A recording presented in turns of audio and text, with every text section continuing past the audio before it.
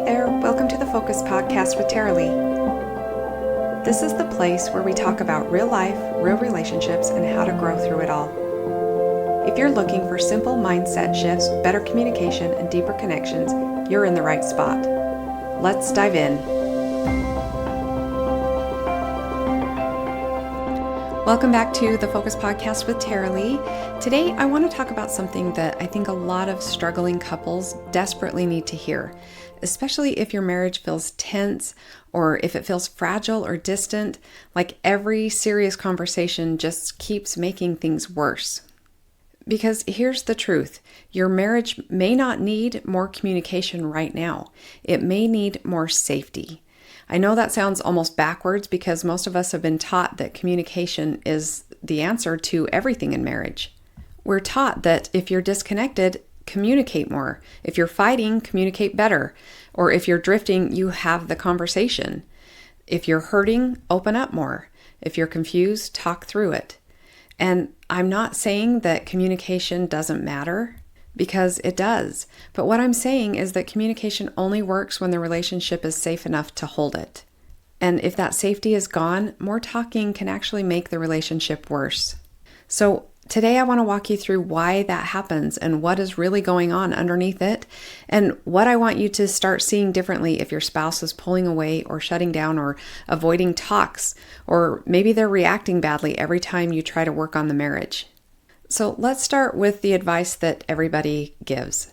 You just need to communicate better. I can't tell you how often I hear people say that. Again and again, it sounds like wise, mature, obvious solution, but here's the problem. Most communication advice is built for marriages that are already emotionally stable enough to use it. It's built for relationships where both people feel basically safe. They feel open and willing and regulated right now. So in those relationships, yes, better communication can absolutely help. But what if your marriage is in crisis?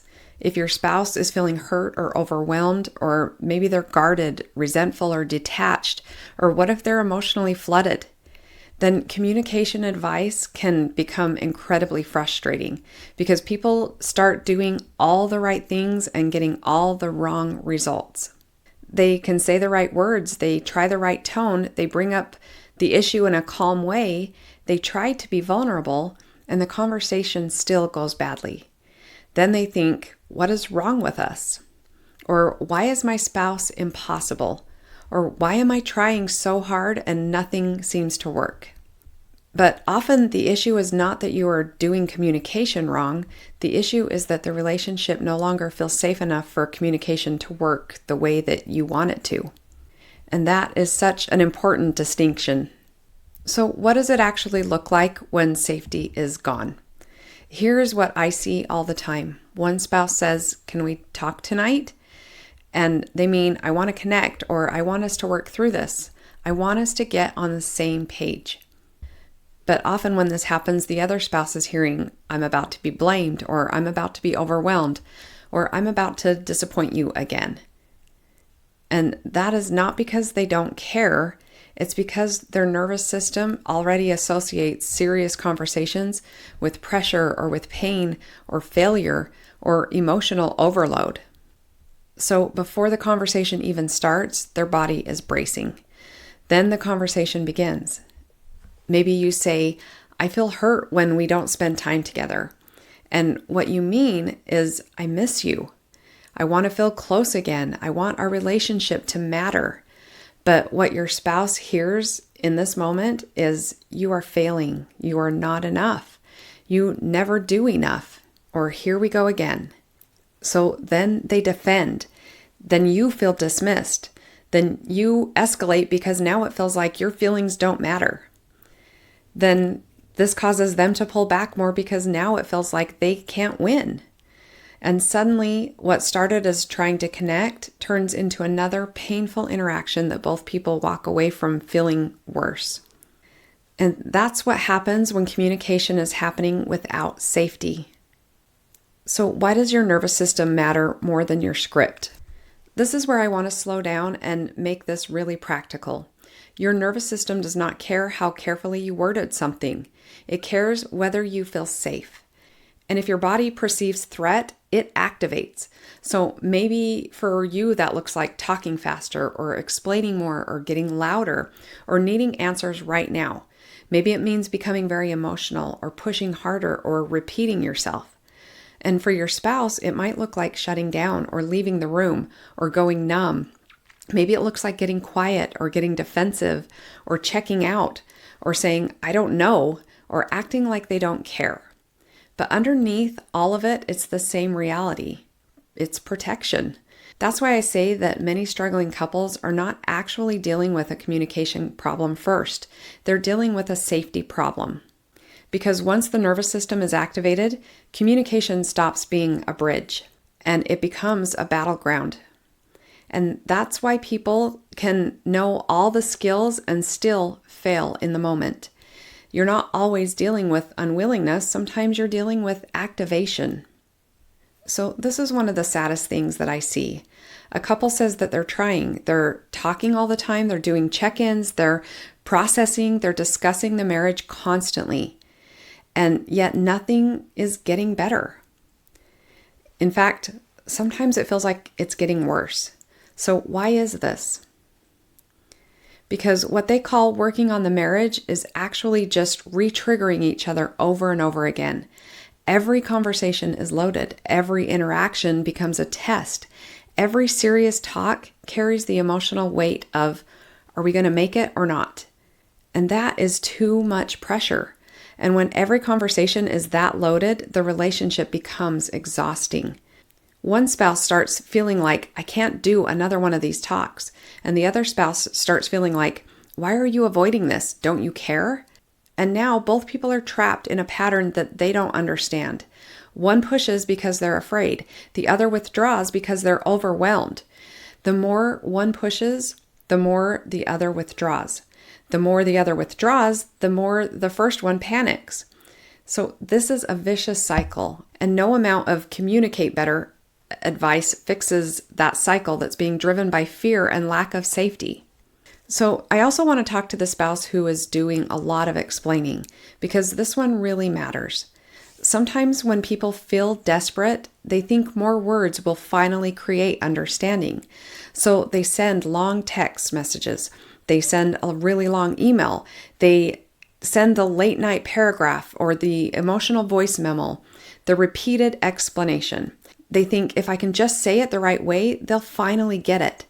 But when the relationship is already strained, all that communication often stops feeling like clarity and starts feeling like pressure, especially for the spouse on the receiving end. It can feel like I have to respond perfectly, or I'm being managed, or I'm being emotionally cornered. I can't breathe. I can't do enough, or I don't even know how to answer this.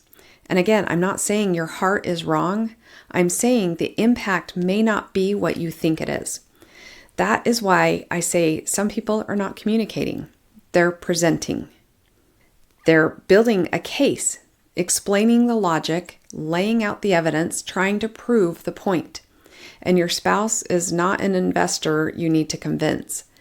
They are a human being whose nervous system may already be overwhelmed by the emotional weight of the relationship. Let's talk about the panic pattern, because a lot of people call it fighting for the marriage, but if we're honest, sometimes it's just panic. Panic sounds like this. It sounds like, we need to fix this right now, or tell me what you're thinking, or why don't you answer me? Are you even trying? Or you have to talk to me. Or it may sound like you owe me clarity.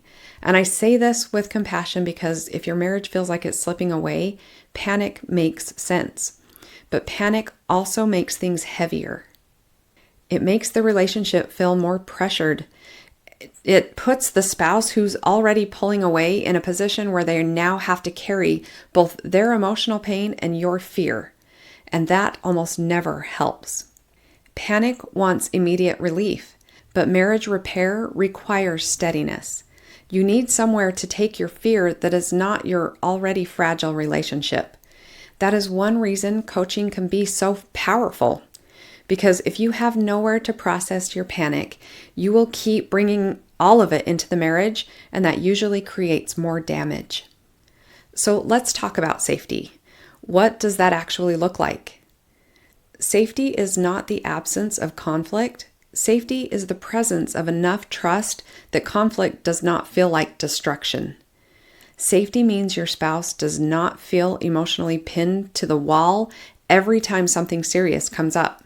Safety means they can tell the truth without fearing collapse or explosion or punishment or a giant emotional reaction.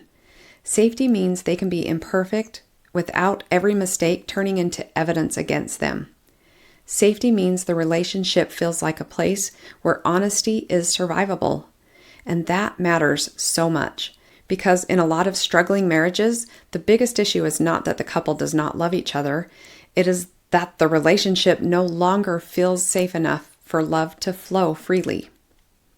So if you're listening today and you know your marriage has been stuck in this pattern, here are some questions that I want you to sit with. What does it feel like to be in a relationship with me right now? Do I bring steadiness or do I bring pressure? Do I call it communication when it's actually emotional flooding? Do I keep trying to force understanding in a relationship that no longer feels safe enough to hold it? Am I trying to make my spouse responsible for calming my fear? Am I bringing panic into every interaction? Now, those are hard questions, but they're powerful questions. And they're the kinds of questions that create real movement. So what do you do instead? First, stop assuming the next big conversation is going to save the marriage. Second, stop making every interaction carry the emotional weight of fixing everything. And third, pay attention to whether your spouse experiences you as calming or pressuring. Fourth, get honest about your own activation, your own fear, your own over-talking, your own urgency. Fifth, focus on rebuilding safety before forcing vulnerability. That may mean shorter conversations or better timing. It might mean more space, more consistency, less explaining, less intensity, more self-regulation. It might mean more ownership. And it may mean getting more support so that you can stop guessing. Because when your marriage is fragile, trial and error is expensive. I want to say one more thing before I close. If this is your marriage right now, I don't want you to hear this as shame. I want you to hear this as clarity, because a lot of good people are making things worse, not because they don't care, but because no one has helped them understand what stage their marriage is in. They think that more effort will fix it, more talking, more explaining, more emotional intensity, or more trying. But if your spouse is overwhelmed or hurt or pulling away, more pressure is not the answer. More wisdom is. Your marriage may not need another long conversation. It may need safety. It may need steadiness. It may need a different kind of leadership. And if you are the one in your marriage who feels the urgency, if you're the one who sees how serious this is and does not want to keep making fear-based moves, that is exactly the kind of work I help with. I help people understand what is really happening in their marriage, what patterns are making things worse, and what to do next so that they can stop guessing and start responding wisely. And if you want help with this, you can book a clarity call with me at taralee.eddington.com. I'll link it in the show notes. So thank you for being here today.